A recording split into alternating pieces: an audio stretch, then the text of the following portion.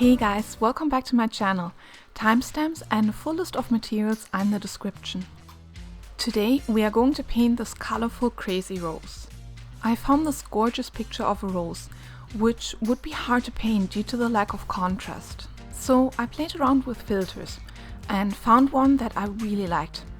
I'm also using a black and white filter, which helps to identify the shadows.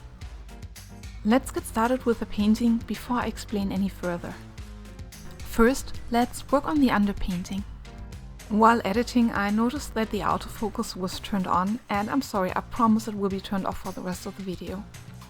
I wetted the rose petal by petal and then added some of the lightest colors I could find on the rose. The lightest highlights will remain white. I completed this painting over a few weeks, and I figured I should share because it's an amazing way to relax with painting. This is also an amazing method to practice layering. You paint this rose layer by layer, petal by petal, and you can decide which layer to add next whenever you sit down to continue painting. I start with the lightest colors first, working my way around the painting, and then continue with the second lightest color for the next layer.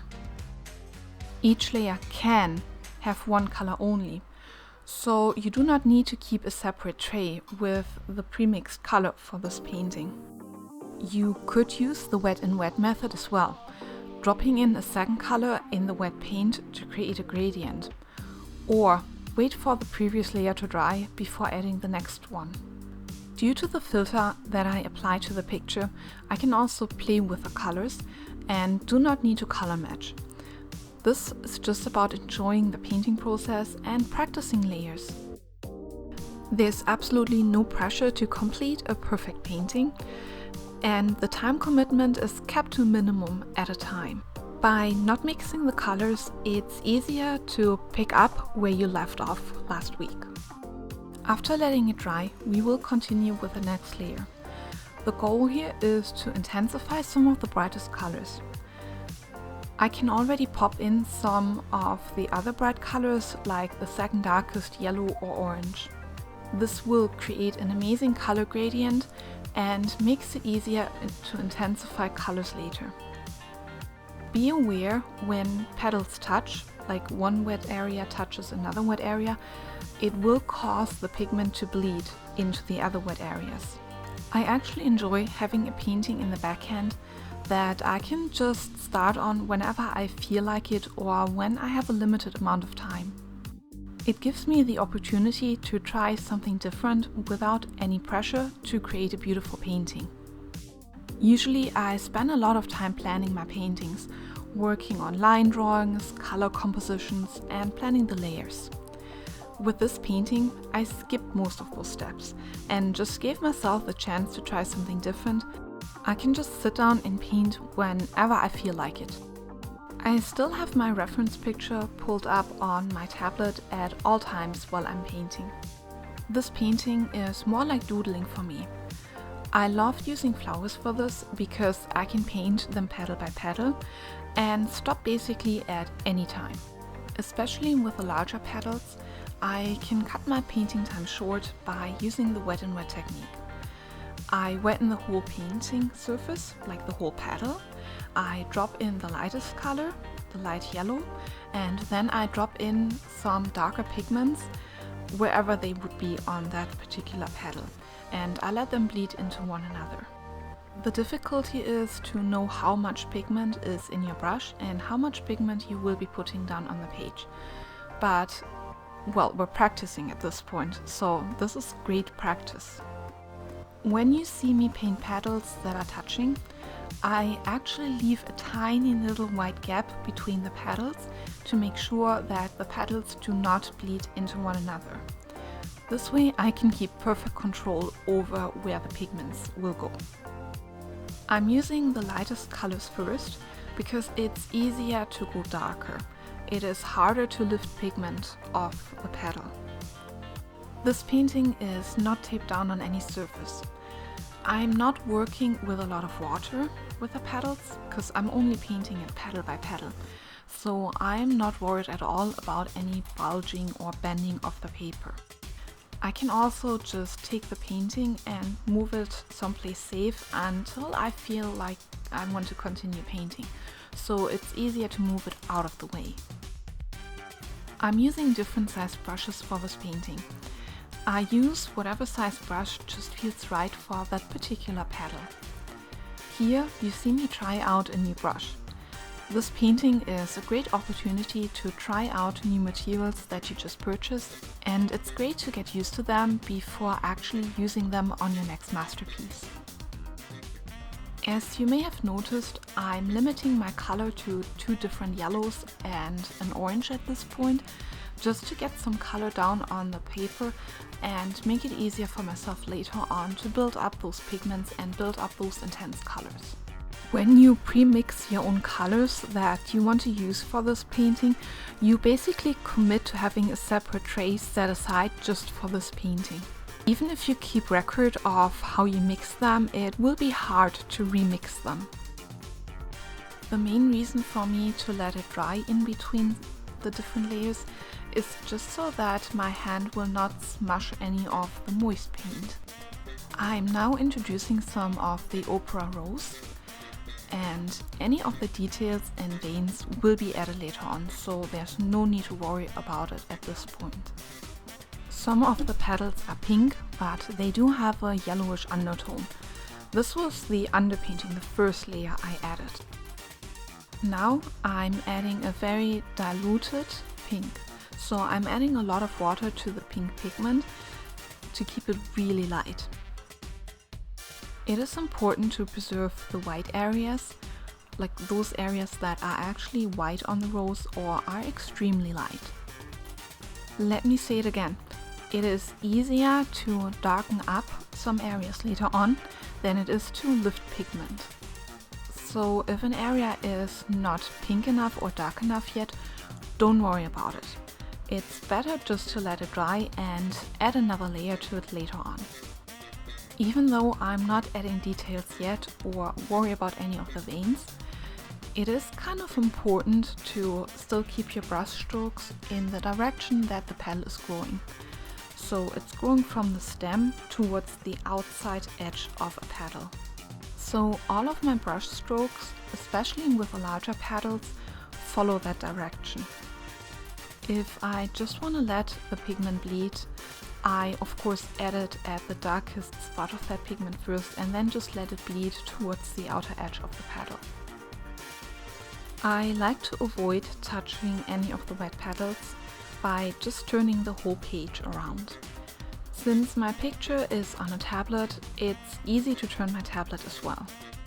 Some people have a hard time painting it just right, especially at the beginning, when it's not the right way, like when something is turned sideways or upside down.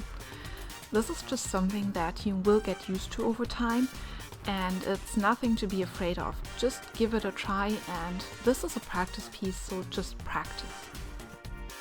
At this point in the painting process, I do have a first layer of pigment on the paper for most areas. This means that I now start glazing. Glazing is when you add another color on top of the first one in order to change the first color or even mix the colors. You can always glaze with a darker color on top of a lighter one, but glazing a lighter color on top of a darker one can sometimes be really tricky and have unforeseeable results. So if you doubt if something would be a good idea, just try it first on a spare sheet of paper. Adding orangish or red tones on top of the Opera Rose will result in a peachish color. This color can vary depending on the different amounts of pigment you add to it, or even the different tones of yellow you add to it. Mixing pigments on the page, on the paper itself, is a whole different story, which I sometimes use, but I don't really need to use this method here for the rose. Except when I add a second pigment into wet paint in order to create a color gradient. Since I do not paint this rose all in one sitting, it is easier to stick to the colors out of the tube. So I'm not mixing colors on my palette, or not at this point. I will do it later on if I feel that I should have introduce a new color somewhere, but it's just easier to stick to the colors straight out of the tube, so you always have the right color to continue painting, especially if you have a few days or even a week in between your painting sessions. Here I'm glazing some of the Opera Rose on top of the yellow I added earlier to create some creases and folds in the petals. Creases and folds are added basically by adding hard edges, which should be soft to one side. If you want to learn more about this, check out my other video about how to paint with watercolor pencils. I painted a pink rose there and I explained this in detail. In order to add some three-dimensional perspective to your painting, you need to add shadows. There are no shadows from direct sunlight on this rose, which makes it easier to paint in shadows, but it can make it harder to add perspective and some three-dimensional perspective to it. Direct sunlight means that there are hard edges on the petals. If you observe the rose closely, you can see that there are shadows or darker area under each petal. Each petal leaves a darker area underneath it, so there is a darker area towards the stem on every petal. I'm giving the rose perspective by adding those shadows. Picking the right color to use for the shadows can be incredibly difficult, especially here due to the filters. Normally you darken your watercolor, for example by adding some of a complementary color to it, or you use a different color overall just to darken it. But with the filter added to this rose, in some areas it looks like it's a completely different color that should be used for the shadows. I see this piece as a perfect opportunity to try out something new. I, for example, mixed some cadmium orange with some of the Opera Rose and got a color here that kind of does work for shadow, but I'm not really convinced yet. The most important thing here for me is to stick with it. If I use that color for one shadow, I have to use it for a couple more. This painting will not be cohesive if I only use it for one shadow and use a completely different color for the others. So stay consistent. If the color is really awful, you can always use a paper towel to soak it up immediately and try to lift some of it afterwards, but to be honest, just try to stick with the color and see where you end up. This is a practice piece, so test out something new. I see this as a great opportunity to test myself, to just get out of my comfort zone. I really do not like to paint yellow flowers or flowers that have a lot of light pigments in them, because I find it incredibly difficult to get the shadows right. So I did just that and just tested around and saw what works for it. Maybe I can use some of that knowledge later on when I do encounter some yellow flowers that I really want to paint. Details matter, especially for this rose. All the little shadows, the really tiny dark areas, they matter because they will actually be what makes this painting pop off the page. It's why I like using a tablet for a reference so much, because I can zoom in and out, and in order to see some of the small details, it's sometimes easier to add another filter, completely different one. For example, a black and white filter. There you can actually see how dark your darkest shadows should be. So if you do have a tablet available, use it. I'm going around the painting petal by petal, and I'm adding some more intense colors. It's not always darker colors I'm adding, it's just more intense colors. This is the ugly face of the painting, so it will get better. You just need to stick with it and just keep going. You probably saw it multiple times and in all of my previous videos, but the way I like to soften the edges is I put down pigment and then I use a damp brush to go around the edges of that pigment and let it bleed in that area. It's a really effective way to move the pigment exactly where you want it to be. So this is the method I'm using as well to paint in some of the veins here.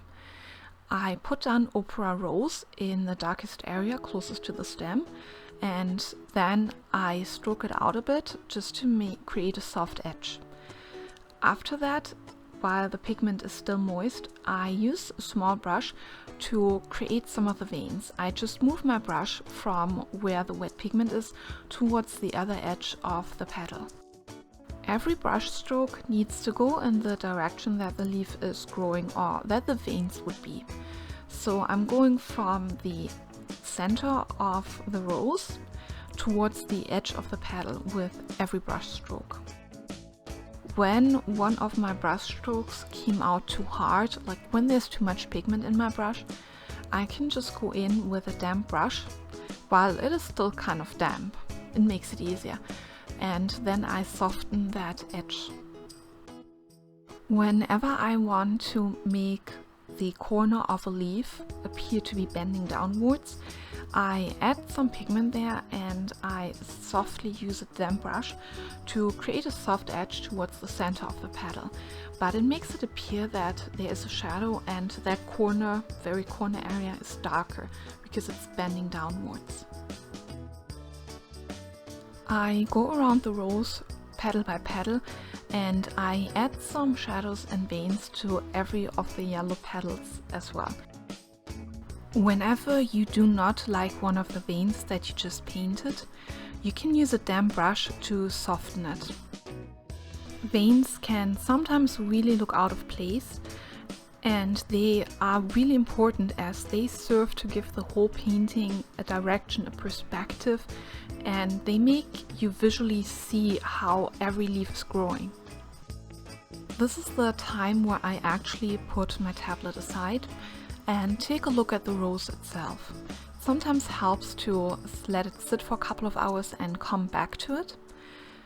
And actually take a look at the rose and just see with your own eyes where you need to add more shadows or more details to make the rose pop off the page.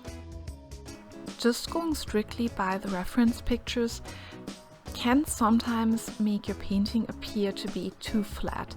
You need to work with what is actually on your paper instead of what the reference photo tells you. When I started this painting, I was not sure yet if I should have a background or not. Since the outer edges of my petals, like the pink petals, are really light and white, it would make the rose pop off the page even more if I had a background. So I just went ahead and I selected a complementary color to the colors I used in the rose, and I gave the rose a background. I'm painting this background using the wet and wet technique. I wetten the painting, the area that I want the background to be in, and then I drop in some of the pigment and let it disperse. Since I'm painting the background around the rose, it's just easiest to paint this background section by section. I'm using a larger brush to drop down some water, and then I add the pigment. The area that I wetted originally has to be larger than the area that I plan on dropping the pigment in, just to ensure that there are soft edges on both sides of the sections that I'm going to paint. In order to make the background more interesting and get some more movement in, I'm adding water splatters and I'm adding pigment splatters. This paper dries pretty fast, so whenever there is a pigment splatter on the dry paper, it will not disperse like it normally should. So I'm using a wet brush and I just dab the brush on the dry water drop or on the dry pigment drop to disperse it.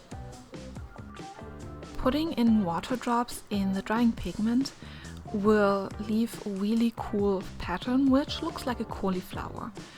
These blooms can have different sizes depending on the amount of water you drop in.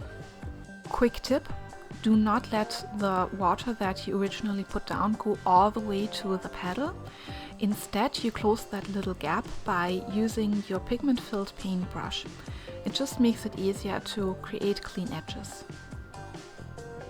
When petals are forming, I soak them up with a paper towel, or I do go in with a brush that I dried off on my paper towel and soak it up that way. The rose looks weird just hanging in the air, so I'm painting in a stem and some leaves.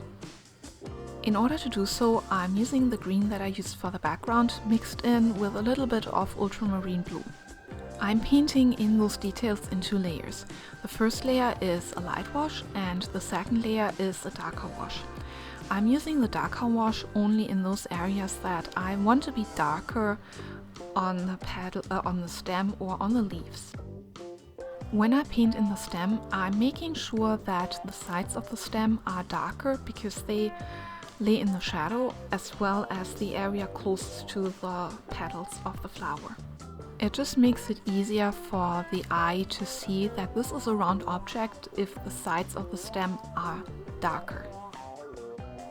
I chose those colors that are so close to the color of the background just to make sure that it does not draw the eye away from the flower that I painted.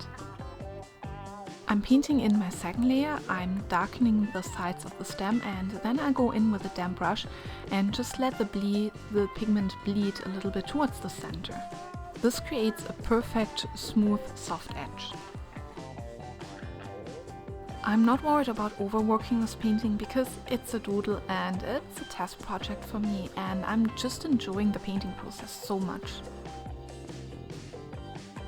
Thank you so much for watching my video. I hope you enjoyed it and found it useful, so please let me know what you thought of it in the comments below.